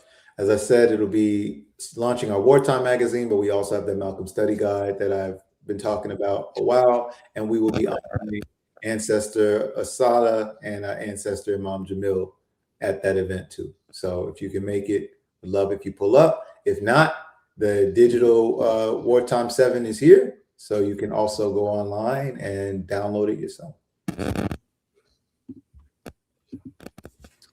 And just like that, we ride on time. So thank y'all as always. Thank you to the infamous chat. And as Fred Hampton used to say, as Jared and us say, peace if you're willing to fight for it. And we'll see you next time. Black Liberation Media is a collective of Black and African organizers, journalists, academics, and media personalities serving Black and African masses seeking to further grow in their understanding of themselves, their histories, and the African world through entertainment and news. Please continue to like, subscribe, and donate to the channel so we can further serve you and liberate our people. You can also go to blkliberationmedia.org, get some merchandise, and also become a Patreon member and a member from the YouTube. Please do what you can, share, and show your love as we will show ours for you. Black Liberation Media.